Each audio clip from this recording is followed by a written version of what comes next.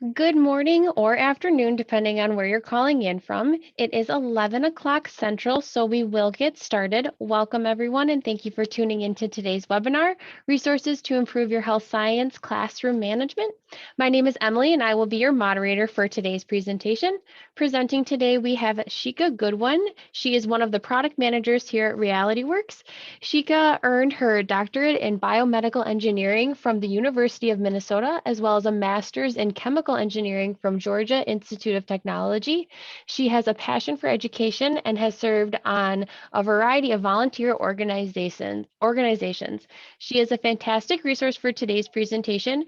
Before we get started, I do want to cover a couple things. First, today's presentation is being recorded and everybody will receive a link to the recording as well as the handouts that Shikha will be going over. For those of you attending, you will also receive a certificate of completion, and you should see that in your email within 24 hours after the presentation.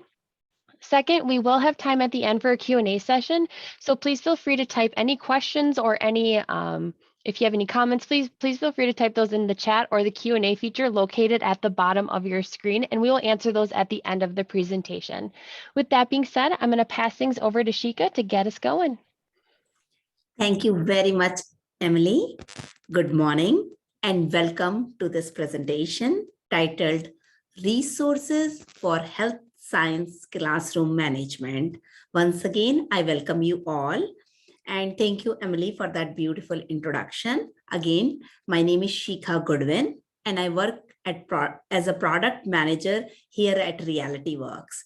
And I really enjoy working here. And one of my funnest part of the job is to engage with teachers and instructors like yourself and to come up with product ideas, some of which will be going through this presentation.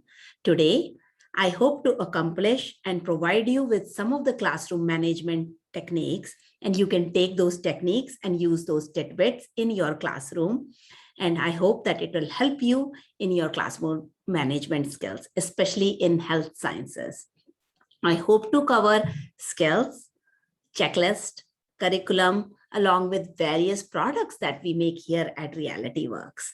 And I hope that I will be providing you with the strategies and that would help you engage current high schoolers or beyond in their health sciences classes. So let's get started. Once again, welcome. And as Emily mentioned, please feel free to mention any questions that you have in the chat box, or if any other resources that you would like to share or any other comments that you might have had. So here is the outline of my presentation. These are some of the techniques that I will be covering in next half an hour or so. So some of those techniques will be blended learning, active learning methods, soft skills, fostering collaborations. We're going to talk through various key strategies that can be used. I will go through some of the health standards that can be used in the classrooms. I'm going to go through the detailed models and variables, and I'm going to talk about other standards and guest speakers like techniques that you can use in the classroom. So let's get started. So my first technique to you is be excited. When you enter the classroom, be very enthusiastic and excited to get you to know your students, as well as to share them about the classrooms. As I've talked to multiple of you that you teach these classes, the health science classrooms, you have variety of experience. You come from the in-field experience in the field, whether you were nurse before, you were CNA before, or in the EMT or any other field, you have had magnitude of experience. So the first thing and the role and the advice that I'll give you is to share that experience with your students and share the excitement that how this class can potentially change their lives, of all the wonderful things that they can do after learning things from this class. So also share some examples of the potential impact of the careers that they'll be able to choose after taking some of these classes that you're teaching.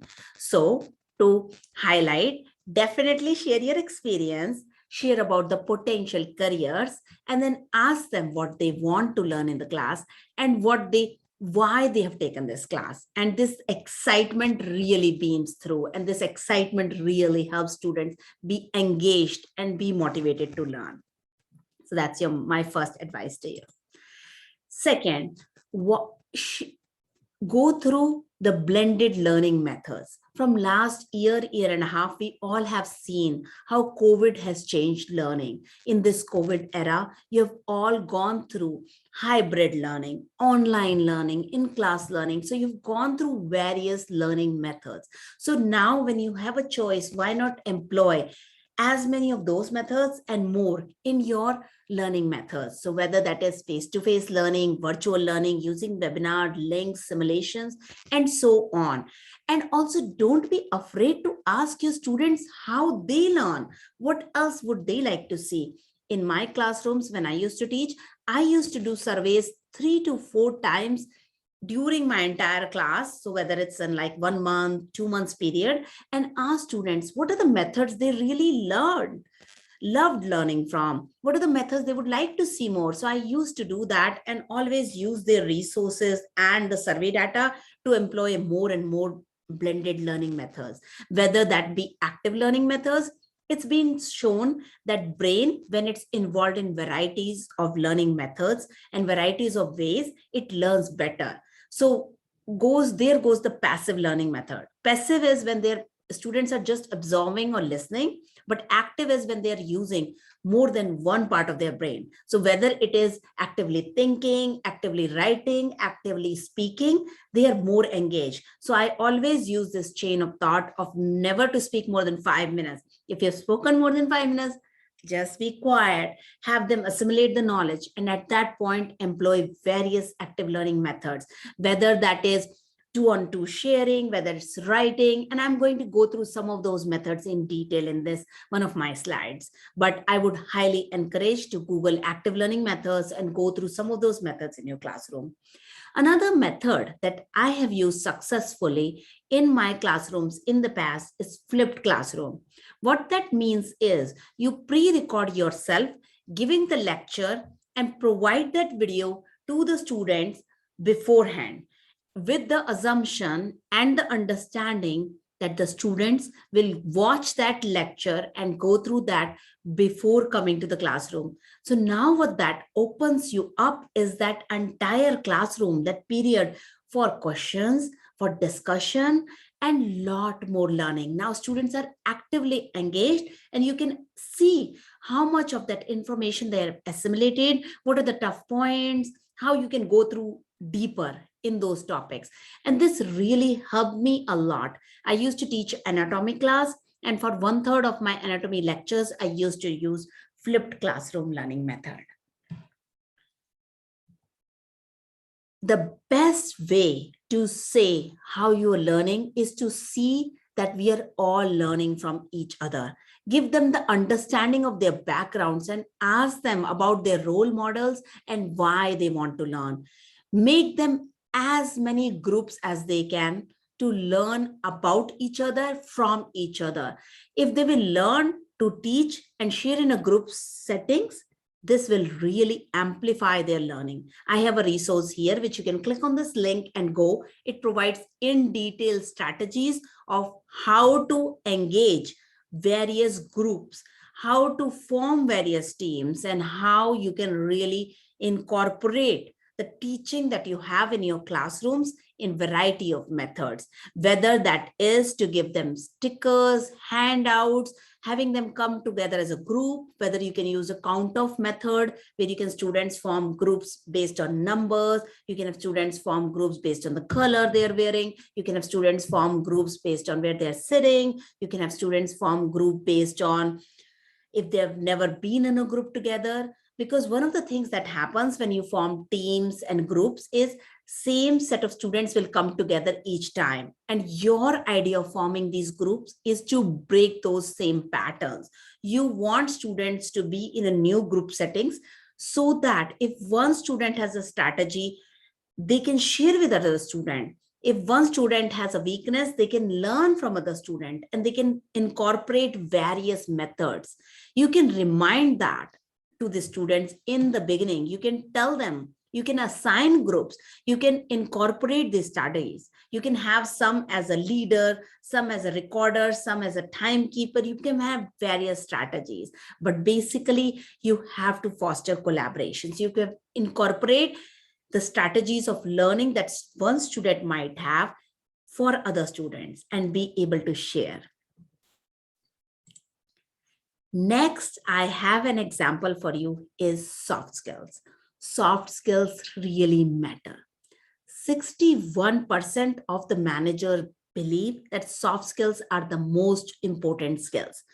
44% of the employers choose soft skills as the biggest gap in current US workforce. And 85% of the job success comes from having well-developed soft skills, and only 15% of the job success comes from technical skills. And soft skills can be defined by plentiful: communication, teamwork, problem solving, time management, and various other soft skills. We at Realityworks have various card deck and various scenario examples, the workbook for you to help teach these soft skills to your students. And they can actually be engaged in putting themselves in that particular scenario using the role-driven activities and thinking through how to come out of that or how to incorporate those soft skills and be able to come up with a solution. Working through these soft skills can really help these students be more prepared when they go to the careers. So let's go through and work through this teamwork scenario, one of the soft skills. So the way can happen is, imagine your work team earned a trip as a reward for exceeding your sales goals last year. You all boarded a super clipper for a relaxing luxury week-long cruise in Pacific Ocean. You encountered a bad storm and the clipper ship limped to the shore and partially sank. Only the top of the ship is still visible off the north tip of the island. You are all now stranded on an uninhabited island in the middle of the Pacific Ocean. The storm basically ruined most things on board, leaving very few useful items. Your task is to choose the 12 most useful items to help you survive on this island. First, write a list of 12 items on the back of the sheet that you will individually like to have on hand to survive on the island. Next, work with your team to create a master list of items to choose from. And your next task is to work together with your team to come up with a list of 12 most important items you feel would help you survive the island for next 6 to 12 months. Rate the final 12 list from 1 being the most important item and 12 being the least important. For example, one item that you may wish to have on hand is a box of matches or lighter. Example. So this team activity or scenario example, as you see, gives them idea to first work through individually, then work together as a team, and then to compare notes. And this is a very good example of teamwork, leadership, and so on. And we at Realityworks have scenario cards that are specifically catered for various health science careers. So I highly recommend and advise you to take examples of those. Next, I would say is to have a technique where you have enough time allocated for questions. Allow for enough strategies for discussion. When it was my first time teaching a course, I actually wanted to cover a lot of material. So I used to have these slides filled with so much information that I didn't have enough time for questions. When I went through my course second time through, I knew it's not important to cover so much material, but important to cover the material in so much detail and give them time for questions. I started putting slides like this, questions, in middle of my lectures. I would have various times inbuilt in my lecture after 5 or 10 slides, which is allowing them to ask questions. When there is a time to pause, it allows students to be able to think through. It allows students to actually assimilate the knowledge that they've gathered. And you as an instructor, as a teacher, can actually Go through those pause moments and see how much of the information the students are able to retain and what are the questions they're asking in the class to show their level of detailed understanding. And in fact, you can use that time to ask them, what have you learned? What are the key points until now? Things like that. Remember, next thing is remember to play. You're never too old. Don't be afraid to include jokes. Stay positive, even have some fun videos. I sometimes during my talk used to have like a YouTube fun video because I'm teaching all this highly technical stuff. And I wanted my students to not be on edge, but instead be very relaxed so that they're happy, their dopamine is being released, and they're able to learn, they're free. So I used to use play as a strategy and it really worked. It's not being kindergarten. It's you can have play strategies like talking about dreams, having a table talk discussion of the people they would like to meet, a vacation they would like to take, or things that they would like to change. Or you can have favorite TV show, favorite vacation, favorite holiday, things like that. All these things help make the classroom more fun, where the students are more likely to be engaged in learning and thereby retaining a lot of material that you will be teaching. So remember to play. These are just some of the strategies here listed to be able to have your classroom be an active learning classroom. So the first strategy I have here is called Think, Pair, Repair. In this game, what you do is pose an open-ended question to your classroom. Then you ask the students to come up with an answer. Then next you pair the learners up and get them to agree on a response. Then you get two pairs together and then you have this 4 group where they will have to repair the strategies of the other half. And basically you can have this go on in various ways. You can have some impromptu games in your classrooms where you can have various groups where you can involve either 20 people, 5 people, 10 people, and various people. You can have brainstorming projects of brain writing. You can have a jigsaw puzzle. If you're teaching anatomy, you can have each students take part and be a brain anatomy, like whatever part you're teaching, be a liver, be a heart, or so on, and engage in an active discussion of function that that part might be involved in, and then have them come together to form a body. You can have concept mapping technologies. You can have a 1-minute paper where students have to write in 1 minute what all they have learned in the classrooms and so on. You can have ask them their reactions. And here I have a link which actually has various strategies. Some of those are mentioned and some more that you can engage in your classrooms. And if you want to take a minute to write in the comment box of some of the strategies that you have encouraged, this will actually help other listeners in this talk to learn from your examples. So feel free to share if you have a link or if there's a strategy that you've really enjoyed in the past or strategies your students have really enjoyed. Thank you. Next strategy I have for you is using a guest speaker or a real life career personnel. I cannot advise this high enough, and there can never be too many guest speakers. This is really an effective teaching methodology. I would encourage you to have work-based learning, having a guest speaker activity guide. You can ask students to invite. If the students have a personnel they know, a friend they know, their parent, or someone they admire, they can ask the students to bring that personnel. And I understand that at this point there is COVID situation, we are in a pandemic, but you can easily have that via Zoom. You can have that personnel available for Zoom. The students can ask questions, student can be involved and ask, what are the pathways that you took? What is the life like being? What are the good examples? Is there any learning or advice for the students? And so on. Work-based learning is the umbrella term which is used to identify activities which collaboratively engage employers and school in providing structured learning experience for students. And these students or these opportunities actually provide the students an opportunity to strengthen their key soft skill areas too that I mentioned before, like communication, enthusiasm, networking, problem solving, critical thinking, and being professional. So this is a win-win in both situations, having as many guest speakers as you would like in your classroom.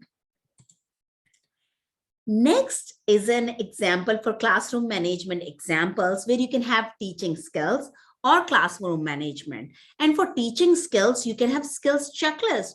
And these are just absolutely wonderful example. So for checklist, you could have various ways of like intramuscular injection curriculum, patient care, bathroom curriculum, phyllotomy curriculum, things like that. What I do is take these checklists, I actually print them out. I sometimes laminate, and wherever necessary, I would put those checklists there. So if it's a sink and there's a checklist for washing your hands, I have it there. If there is a checklist for PPE using the personal protective equipment, I would have that available. The idea up behind this checklist is one, to build up that mental list that you would go through. And second is to be regressive often enough using them so that when they have to deal with the situations in real life, they have it memorized on the back of their mind. And for classroom management as well, you can have those checklists available for classroom as well. And you can download, you can have a skill station, you can have them available on various PowerPoints or on screens that are there inside your classrooms or the labs. And here is just one example that I have for a checklist, but I highly encourage to go through various checklists. We at Realityworks provide you with various checklists, and I will go through some of those in detail. Next I have for you is creating expectation and to-do checklist. And my favorite thing as a teacher was to have a master slide, which actually used to summarize of things that they have learned. And my students really loved that slide. I also used to have like expectation or setting rules or boundaries, things that I don't want students to do. I didn't allow them to have their personal laptop or their iPhones or things like that in the class, just because I really wanted students to be engaged in learning and I was not able to control what they're doing. So I had that list or the expectation all clearly marked and being explained to them. Also having a checklist for labs or handful is just amazing way. Always aligned to standards. We are just so lucky in this health science world with the various consortiums having the checklist that you can actually provide those checklists. So here is one example I hope you all are able to see, which is provided by NCHSE. That is a standard for health sciences. And I highly advise you that whatever curriculum or a lesson plan that you're about to cover, please go through this checklist. So here, let's go through some. This is for anatomy and physiology, and you can see how in detail they have covered what are the issues or topics that you should be covering. And I just love it because if I have forgotten one thing, I can easily go through here and see, have I covered the structure? Have I covered the function? Have I gone through vitamin D production? Things like that. And I actually print it out for myself and I do a checklist, tick, tick, tick of the things that I have covered and so on. So this link will be provided to you, and I'm sure you guys know various other health science standards that might be provided through your state or so on. Prepare yourself. And when I say prepare yourself, please use the help. There are thousands teachers that have taught this class or the topic subject area that you're about to teach. And there are multitudes of those slides, PowerPoints available on internet. So Google the topic you're about to teach and just write PowerPoint slide before, and you will get multitudes of material. Why not use that combined sharing methods that they have developed in the past and use that for your example? There is so much examples that we at Realityworks provide for you guys. So here, look at this example that we have for you for each of the fields. So going from agriculture to family and consumer sciences to here at health science. So as I was talking about, there are skills training tools and you can just click on any of them. And there are all these quick start guide, curriculum guide, and so on we provide you. You can just click on any of them and you can then go and access this. So here you can see there's a curriculum for auscultation. So any of the skills that you want to teach, we have the lessons provided to you.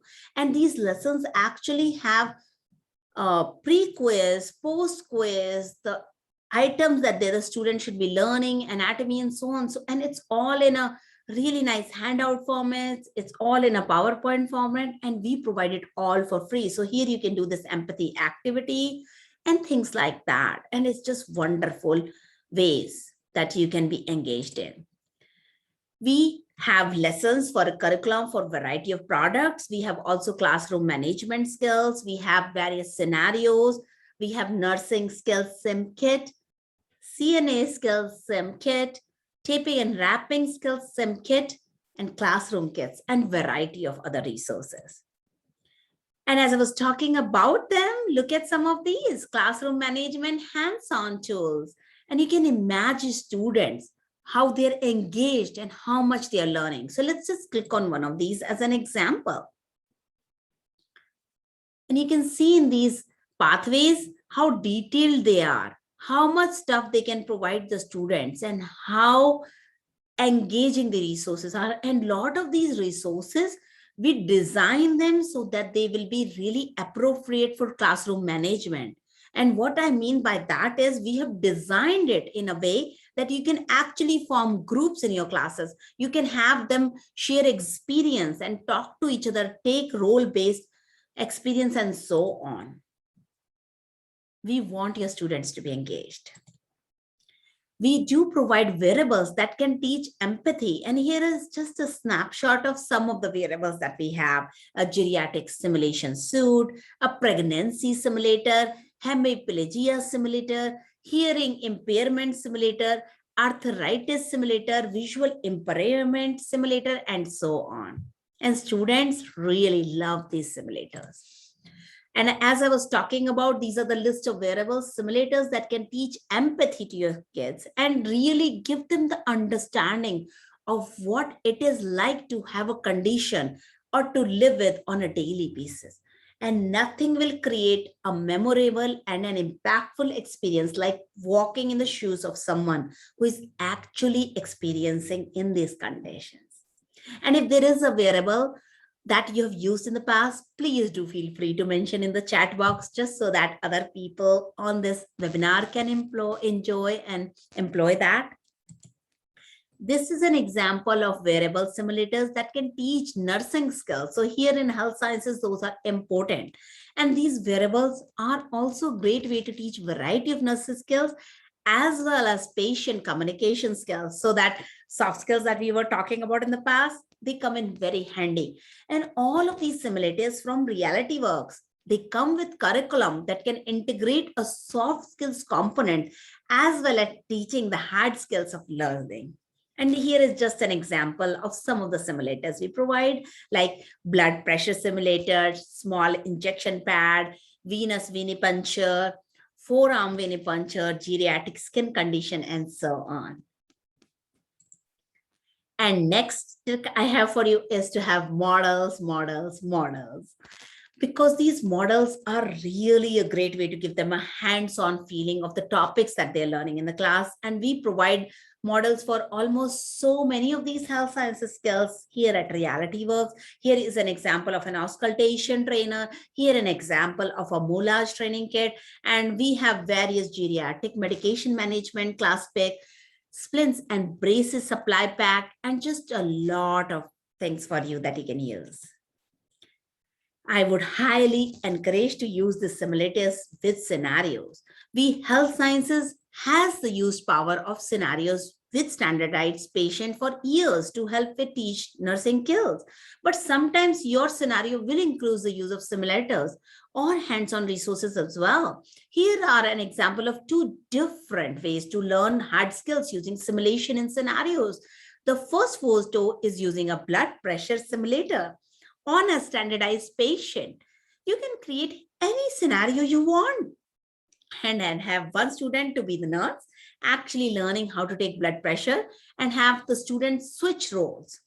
The added benefit of wearable simulator is that the like this blood pressure simulator is that the students can also practice the soft skill of patient communication. And on the right, you see is a geriatric mannequin that can be used for a wide variety of nursing skills. Here on this slide, I have the potential careers that these health science classes or the students learning these classes might be able to go and have that career. So I would highly encourage for you to be able to present this slide or talk more in detail about these careers and actually talk about the potential money income that they would be able to have, or potential talk about the learning or the career pathway that they might be able to have. So just talking about pharmacist, epidemiologist, physician assistant, healthcare administrator, athletic trainer, and so on. And here, as I was talking to you, there are the career exploration lessons, the posters, and so on. So let me go through one of them and see what we have for you. So here, first I have for you is 5 ideas for incorporating soft skills into any classroom. So let's go through some of these examples. So here we provide you with all of these resources that you might need. And I also give you examples of role play work scenarios, how to do in, and so regularly assigning collaborative work and how it helps, and the videos that you could watch and things like that. Practice giving and receiving feedback and how you can incorporate that and make intentional assignment tweaks. You can incorporate soft skills discussions and so on. Here I talked about various trainers and their education and the and here I have various posters for you. So let me say, this is the lesson for therapeutic activity. So there are the careers that they might be able to have, things like that, job prospects, job postings, things like that. And here I talk to you auscultation. So let's see. And we can go through, there are health science career exploration that we just talked about, employability, and things like that, trade skills. Here are all the posters that we have available for you. So this one is the one with healthcare, and it gives you a little statistic. So you can actually just print this poster and have it in your classroom. And where are the jobs available? How many jobs are available out there? And here, look at all the other posters we have for you. So you can have a soft skill example, sustainability example. What are the actions they can take to maintain sustainability and so on. Going back to the posters, we have for teen pregnancy, we have for welding, we have health science careers. We just have a multitude of posters available for each and every one of you. And we have soft skills implementation booklet. We have free lesson plans, which have a full PowerPoints for almost all the health sciences topics that you can think of. And here, thank you so much for listening to me. I would open it up for questions and answers. Awesome, Shikha. I see that we have a few comments of some of the learning strategies that you went over that people are doing in their classroom in the chat. I do want to cover what everybody will be getting after the webinar. Everything that Shikha just went over, all of those links and everything, you will be receiving those within 24 hours after the presentation, as well as a link to the recording if you want to refer back to that. And you also will be receiving a certificate of completion as well. And then Shikha, I'm not seeing any other questions coming through at this time. Any questions for you, feel free. I also want to put a plug out there that currently we are thinking ahead and thinking for products that we'll be making in next couple of years. So if any of you have an idea that you would like to share with us, or there are things that you have hard time teaching in the classroom or students struggle with, I would highly encourage you to reach out to me or Emily, and then we would be able to schedule a Zoom call with you. I would love to hear your ideas. We are offering an incentive of $30 if you would like to schedule a conversation with me. And we love hearing your ideas. Most of our products come from the ideas that come from you. So I would highly advise you to reach out to me.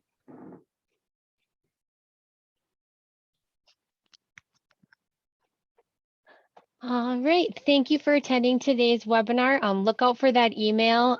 Again, if you want to reach out to Shikha, you can reach out to her with the information located on the screen, or the email that you will be receiving will be coming with her, and we'll have her information in there as well. So again, thank you everyone for taking the time with us, and we hope that you have a great rest of your day. Thank you.